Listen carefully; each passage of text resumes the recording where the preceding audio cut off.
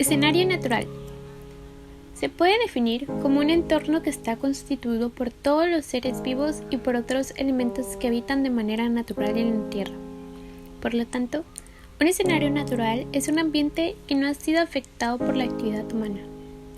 Este concepto está ampliamente relacionado con la noción de ecosistema, que consiste en un grupo de especies localizadas en un espacio determinado.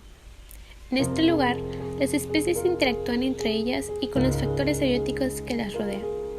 Factores como la temperatura, presión, humedad, entre otros. El escenario natural también se vincula con la diversidad biológica o biodiversidad, la cual se puede definir como las variadas formas de vida que habitan en el planeta. Por ello, la biodiversidad abarca todas las especies de animales, plantas, microorganismos y hongos que conviven en un ecosistema. Flujo de energía. La energía es básica para el funcionamiento de cualquier ecosistema. Gracias a las diferentes interacciones que se dan entre diferentes organismos, la energía fluye de especie a especie.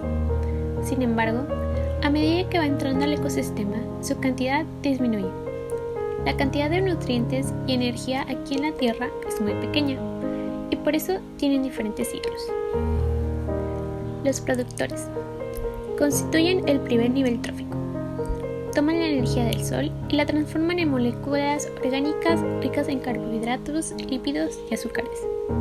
Los principales productores en los diferentes ecosistemas son ecosistemas acuáticos. Los principales productores de estos ecosistemas son las algas.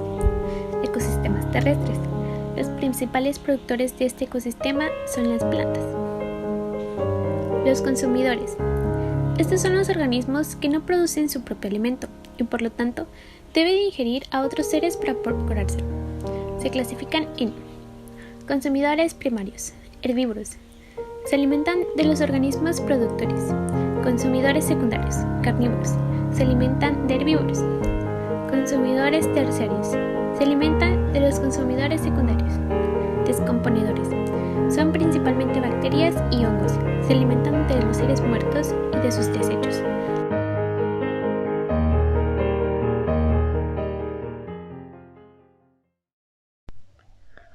La biosfera es una capa delgada de aire, tierra y agua capaz de dar sustento a la vida, como la vida animal, la vida vegetal y de los microorganismos.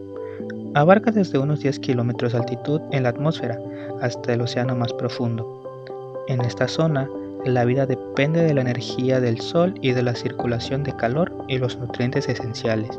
La biosfera ha permanecido lo suficientemente estable a lo largo de los cientos de millones de años, lo cual provocó como resultado la evolución de las formas de vida como hoy las conocemos.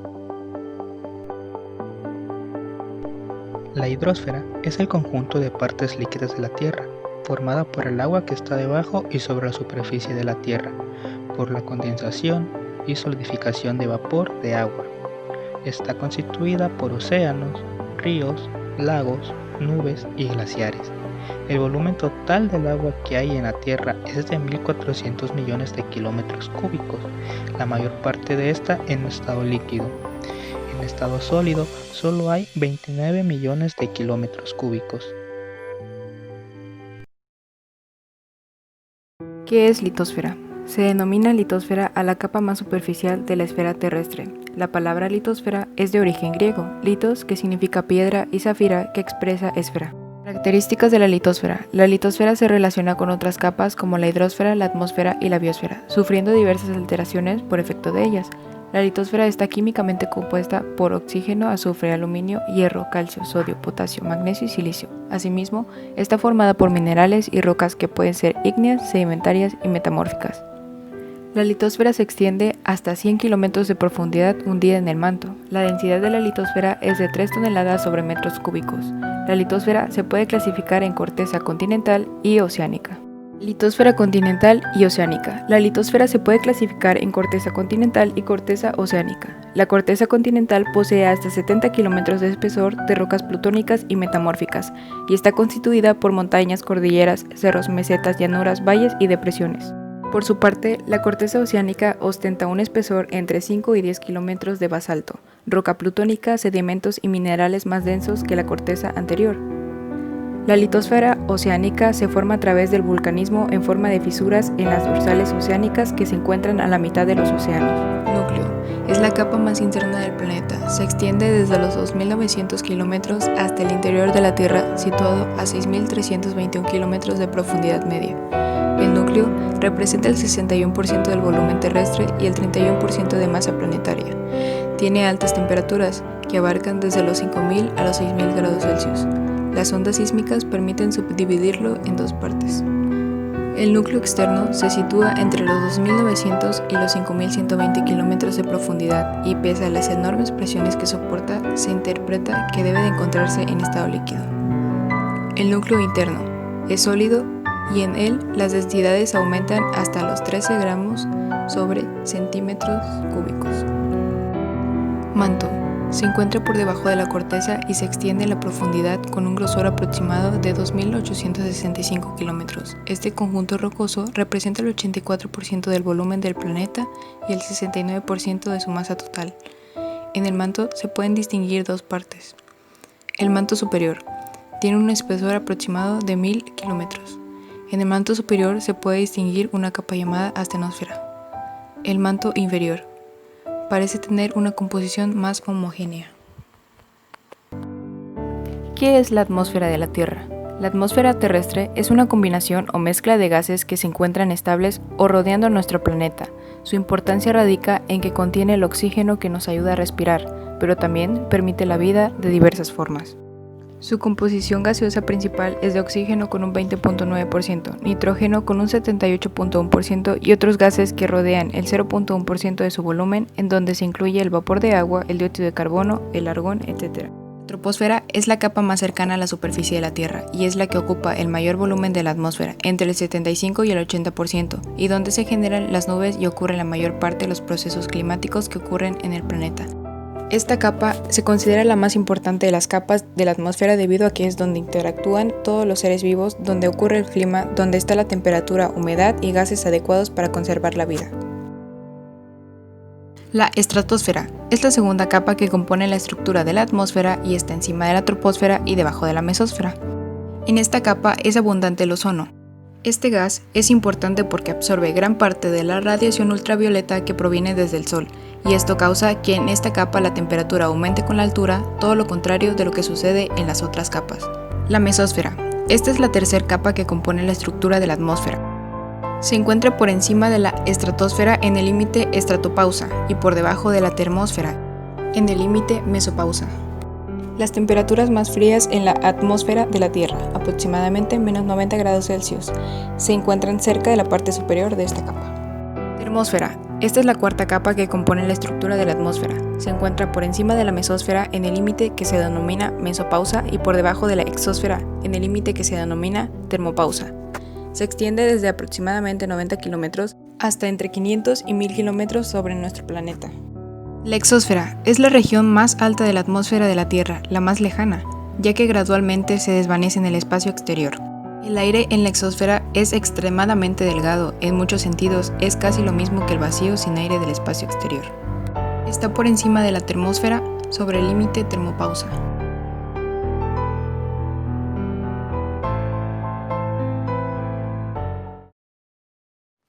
El ciclo biogeoquímico del carbono lleva a cabo diferentes procesos que son realmente complejos. Sus reacciones químicas afectan directamente a la naturaleza y a todo lo que vive en ella. Por ese motivo, en este momento se describe cada etapa de dicho ciclo de manera detallada. Empecemos por la combustión. La combustión es una reacción química que libera el calor hacia el ambiente. Es bastante común, ya que un porcentaje muy elevado de la energía que se consume en el planeta es derivada de la quema de combustibles. Estas abarcan aceites, gasolinas, gas, entre otros productos obtenidos por la destilación del petróleo. Fotosíntesis. La fotosíntesis del ciclo del carbono es una interacción que se produce en las zonas verdes de las plantas. Las hojas generan una reacción química para producir oxígeno y glucosa mediante el dióxido de carbono. Respiración. Es una acción ejecutada por todos los seres vivientes, abarcando humanos, plantas y animales. La energía es liberada de la glucosa utilizando el oxígeno. Para dicho proceso intervienen el dióxido de carbono y el agua. Descomposición. Este proceso es completamente orgánico y es hecho por otros organismos vivos. Estos pueden ser bacterias, hongos o gusanos que logran descomponer y liberar el carbono a la atmósfera mediante la respiración. En la putrefacción se incluyen los desechos de animales, plantas y cualquier otro organismo. Enseguida mostraremos cómo funciona el ciclo del carbono. El carbono es el cuarto elemento más abundante en el universo y es fundamental para la vida, ya que cada célula de cada ser vivo en el planeta contiene carbono. Existen básicamente dos formas del carbono. En su forma inorgánica está presente la materia no viva dentro del manto de la Tierra, disuelto en el agua del mar, en las rocas, en la tierra y en el aire. Y en su forma orgánica está presente en los organismos vivos. El carbono de la Tierra pasa constantemente de una de estas formas a otras en un proceso conocido como el ciclo del carbono, que es fundamental para la regulación del clima y para las necesidades básicas que sostienen la vida en el planeta. Este ciclo, como anteriormente lo mencioné, es un proceso biogeoquímico en el que el carbono se intercambia entre la atmósfera, la litosfera y la hidrosfera de la Tierra. En la atmósfera se presenta como dióxido de carbono al combinarse con el oxígeno, en la hidrosfera en forma de ácido carbónico y en la litosfera en forma de rocas carbonatadas, petróleo-carbón. Mediante las cadenas alimenticias, los animales herbívoros toman el carbono de los vegetales que consumen y los carnívoros lo toman de otros animales que les sirven de alimento. Además, los animales agregan dióxido de carbono a la atmósfera cuando respiran. Las plantas absorben el carbono del agua, del aire y del suelo, y luego devuelven una pequeña parte del carbono a través de la respiración vegetal. Las plantas, especialmente los árboles, son considerados como sumideros del carbono, porque obtienen más carbono de la atmósfera del que generan. Los océanos también son sumideros del carbono, porque la vida marina absorbe más dióxido de carbono del que liberan. Cuando los seres vivos en el planeta mueren, el carbono que está en su cuerpo es absorbido por la Tierra hacia la corteza terrestre, reteniéndolo durante millones de años, y con el tiempo es devuelto a la atmósfera por medio de erupciones volcánicas. Otras fuentes que agregan carbono a la atmósfera se dan por medio de la explotación de combustibles fósiles como el petróleo, que sirven para sostener las actividades industriales y de transporte, pero es una emisión de carbono contaminada que representa una fuerte agresión para el planeta. El ciclo del carbono es un proceso que se repite de forma ininterrumpida y es fundamental para la vida del planeta. El ciclo del hidrógeno es un proceso integrante de los flujos de agua, energía y algunas sustancias químicas, el cual se relaciona con el ciclo del agua. Cuando el agua de los mares, ríos o lagos sube, se le llama evaporación. Las nubes después dejan caer el agua en forma líquida. A este cambio de estado se le llama precipitación. El hidrógeno es un componente clave de muchos ciclos biogeoquímicos, incluyendo el ciclo del agua, el ciclo del carbono, el ciclo del nitrógeno y el ciclo del azufre. Las fases del ciclo del hidrógeno son evaporación, condensación, transpiración y precipitación. El ciclo del oxígeno es la cadena de reacciones y procesos que describe la circulación del oxígeno en la biosfera terrestre. Al respirar, los animales y los seres humanos tomamos del aire el oxígeno que las plantas producen y luego lo exhalamos en forma de dióxido de carbono. Las plantas, a su vez, toman el gas carbónico que los animales y los seres humanos exhalan y lo utilizan en el proceso de la fotosíntesis. Plantas, animales y seres humanos intercambian oxígeno y dióxido de carbono todo el tiempo. Una vez que lo usan, lo reutilizan y reciclan. A esto se le llama ciclo del oxígeno. Ciclo del nitrógeno. Este es un ciclo complejo, pero al igual que en el ciclo del carbono, el elemento pasa por los distintos organismos hasta regresar a la atmósfera. El nitrógeno en la atmósfera no está combinado con otros elementos y se forma por procesos químicos y biológicos en la atmósfera. Fijación del nitrógeno. Las plantas no pueden aprovechar el nitrógeno directamente del aire. En vez de ello, lo obtienen del suelo en forma de nitratos. Para que el nitrógeno pase del aire al suelo, unas bacterias y cianobacterias convierten el gas en nitratos, que luego las plantas absorben del suelo por sus raíces y lo usan en sus procesos para sintetizar proteínas. Amonificación. El suelo contiene bacterias que gracias a unas enzimas convierten el nitrógeno gaseoso en iones de amonio, los cuales se unen a las partículas del suelo. Nitrificación. Bacterias nitrificantes pueden liberar el amonio que está en el suelo. ¿Cómo? únicamente convierten los iones de amonio en iones de nitritos. Estos pueden ser convertidos en iones de nitratos por las bacterias nitrificantes. Como se mencionó en esta última forma, las plantas toman nitrógeno, aunque también pueden absorber iones de amonio. Asimilación. En esta etapa consiste simplemente en el consumo del nitrógeno por los seres vivos. Los animales se alimentan de las plantas y de esta manera el nitrógeno pasa a su cuerpo. Ellos digieren las proteínas vegetales gracias a ciertas enzimas. Desnitrificación. En algunos suelos, generalmente anegados, bacterias convierten los nitratos del suelo en nitrógeno gaseoso, que se eleva y vuelve a la atmósfera. Este puede volver a la tierra disuelto en la lluvia. Descomposición y amonificación. Una parte del nitrógeno vuelve al suelo a través de los excrementos de los animales y sus demás residuos orgánicos. El fósforo es importante para los seres vivos debido a que es un factor limitante del desarrollo de los productores, ya que se encuentra en pequeñas cantidades del ambiente. Además, forma parte del ATP, que es la molécula llamada adenosina trifosfato, que es la fuente de energía de las células. Forma parte esencial de la molécula del ADN. El fósforo cuenta con 2 ciclos, uno corto y uno de larga duración, y es considerado un ciclo sedimentario. El fósforo lo encontramos en forma de fosfatos en el suelo, en donde los fosfatos son absorbidos por los productores. Los consumidores se alimentan de los productores y así obtienen el fósforo. El fósforo puede formar rocas por medio del proceso de sedimentación, regresando al suelo nuevamente. Resumiendo el ciclo, comienza con el fosfato ubicado en el suelo, que son absorbidos por las plantas, iniciando la cadena trófica por los consumidores primarios, mismos que se convierten en los restos orgánicos. Descompuestos por las bacterias, comienza la sedimentación de aguas profundas, de vueltas al océano, donde puede ser captada por los peces marinos, mismos que son consumidos por las aves marinas. Después se provoca lo que es el guano y regresa nuevamente al suelo. Entendemos que la biodiversidad o diversidad biológica es la variedad de la vida. Esto incluye lo que son varios niveles de la organización biológica, abarcando la diversidad de especies de plantas, animales, hongos y microorganismos que viven en un espacio determinado, a su variabilidad genética, a los ecosistemas de los cuales forman parte estas especies y a los paisajes o regiones en donde se ubican los ecosistemas. La importancia de la biodiversidad se puede sintetizar en 2 rangos esenciales. Por un lado, es el fruto del trabajo de millones de años de la naturaleza, por lo que su valor es incalculable e irreemplazable. Por otro lado, es la garantía para el funcionamiento correcto del sistema que forman los seres vivos, juntos con el medio ambiente en el que viven y lo que contribuye para su supervivencia. Un dato curioso es que México, junto con China, India, Colombia y Perú, se encuentran en los 5 países llamados megadiversos.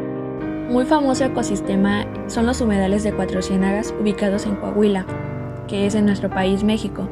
Prácticamente México se encuentra representado en el 12% de la diversidad terrestre del planeta. Todos los tipos de vegetación terrestres conocidos se encuentran representados en nuestro país. Los 3 niveles y 2 componentes en la biodiversidad los incluyen los genes, las especies y los ecosistemas. En la diversidad genética se refiere a la variación en expresión genética. La misma existe para cada especie, como por ejemplo, si tomamos el caso de los seres humanos, veremos que el color de los ojos tiene varias posibilidades. Hay distintas tonalidades, dependiendo, está el gris, negro, marrón, verde, azul, entre otros colores. Si solo se lo permitieran la reproducción de personas con ojos color marrón, se perdería la diversidad genética que da lugar a los demás colores. ¿Y qué se puede hacer para evitar la pérdida de biodiversidad? Para preservar la diversidad genética de especies y de ecosistemas en la Tierra es necesario tomar las siguientes medidas. En la siguiente tabla hablaremos detalladamente de las medidas adecuadas y más frecuentes que hasta la fecha se manejan. Un punto importante sería que cuidáramos las áreas y campos verdes. Esto quiere decir que en las construcciones de nuevas ciudades, nuevos lugares, se debería proteger lo que es el hábitat de especies existentes. controlar la sobrepesca y la caza mediante la implementación efectiva de las leyes, preservar la diversidad genética de aquellas plantas y animales que no son domesticados por los seres humanos, evitar la contaminación de los cuerpos de agua, aire y del suelo, limitar el consumerismo y las acciones que producen gases de efecto invernadero. Estrategias de sustentabilidad para el manejo de recursos naturales. Ya podemos definir la sustentabilidad o sostenibilidad como la propiedad del desarrollo sustentable, el cual implica satisfacer las necesidades de las generaciones presentes, sin comprometer las posibilidades de las generaciones futuras, para atender sus propias necesidades. Está presente en las dimensiones ambiental, social y económica.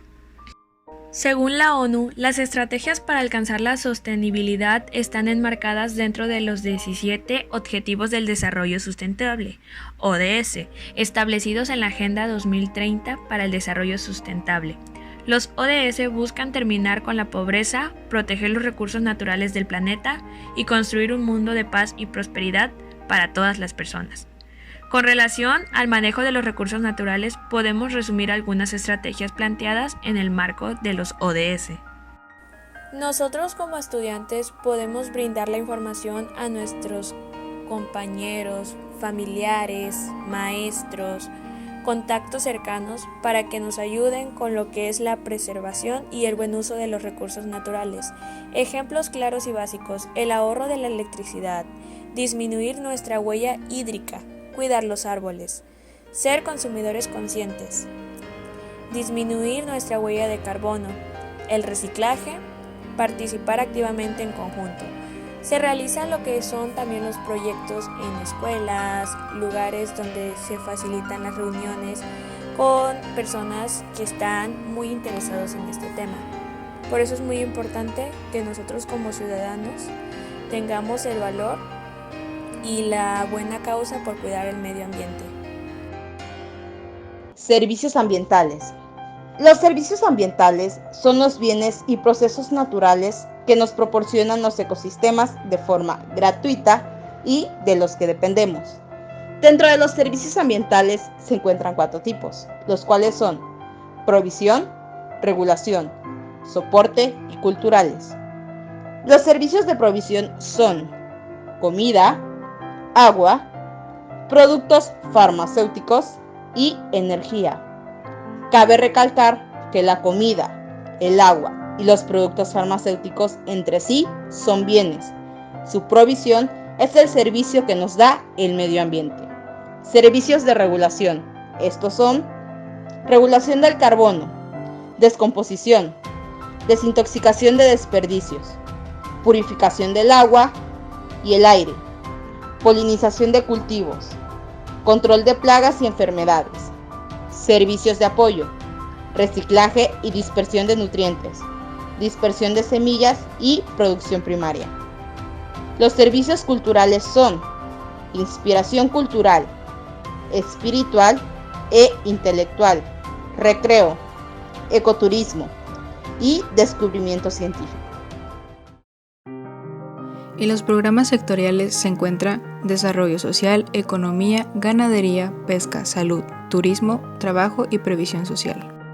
Ahora mencionaremos los programas sectoriales del medio ambiente y recursos naturales que se encuentran en México. Programa Sectorial de Desarrollo Social, CDESOL. Secretaría de Desarrollo Social. Establece como misión la realización de acciones que contribuyan a la igualdad de oportunidades para todos. Uno de los objetivos fundamentales de la Secretaría de Desarrollo Social es contribuir al desarrollo humano sustentable a través del desarrollo de capacidades básicas de educación, salud, nutrición, alimentación y vivienda que permitan una mayor igualdad de oportunidades, en especial para la población en condiciones de pobreza. Programa Sectorial de Economía SE, Secretaría de Economía, impulso de la competitividad, el desarrollo empresarial y el fomento a la generación de empleo. Características del entorno económico: estabilidad macroeconómica, crecimiento económico insuficiente, generación de empleos, competitividad. Programa Sectorial Agrícola, Programa Sectorial de Desarrollo Agropecuario y Pesquero. Plantea como aspectos sustantivos la revisión y reestructuración de los programas específicos de Alianza para el Campo. apoyos directos al campo, fondos de apoyo a la inversión y la capitalización, y la formulación de otros programas. Asimismo, se propone la articulación de los recursos y de las acciones de los 3 órdenes de gobierno y de los propios productores para alcanzar los objetivos. Derecho, legislación y normatividad ambiental para el desarrollo sustentable. Derecho ambiental. El derecho ambiental es el conjunto de normas jurídicas que regulan las actividades humanas para proteger el medio ambiente o la naturaleza. El derecho ambiental es una herramienta que contribuye a alcanzar una mejor calidad de vida dentro de una sociedad. Incluso es caracterizado como un derecho de tercera generación por haber nacido después de los derechos civiles, políticos, económicos, sociales y culturales.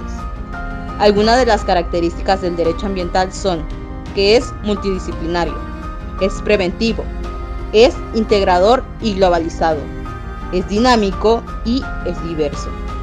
Normatividad ambiental. La expedición de normas constituye, sin duda, uno de los pilares de la política ecológica. El proceso de elaboración de normas en materia ambiental contempla la necesidad de desarrollar rigurosos estudios técnicos y de análisis, costo-beneficio. Además, contempla la participación de diferentes sectores de la sociedad, universidades, el sector público y el privado. Legislación ambiental. La legislación ambiental, o también conocido como derecho ambiental, es un complejo conjunto de tratados, convenios, estatutos, leyes y reglamentos que de manera muy amplia funcionan para regular la interacción de la humanidad y el resto de los componentes biofísicos. Ordenamiento ecológico territorial. Este tiene como objetivo encontrar un patrón de ocupación del territorio que maximice el consenso y minimice el conflicto entre los diferentes sectores sociales y las autoridades en una región. Este cuenta con general, marino, regional y local. El general define una regionalización ecológica a la que se identifican áreas de atención prioritaria, áreas de aptitud sectorial, lineamientos y estrategias ecológicas aplicadas a dichas áreas. Marino.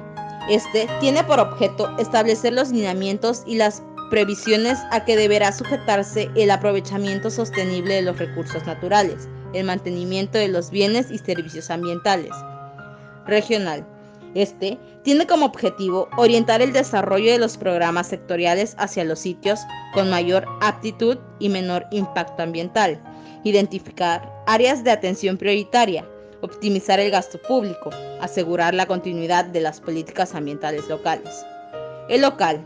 Este tiene como objetivo regular los usos de los suelos fuera de los centros de población y establecer los criterios de regulación ecológica dentro de los centros de población para la protección, preservación, restauración y aprovechamiento sustentable de los recursos naturales.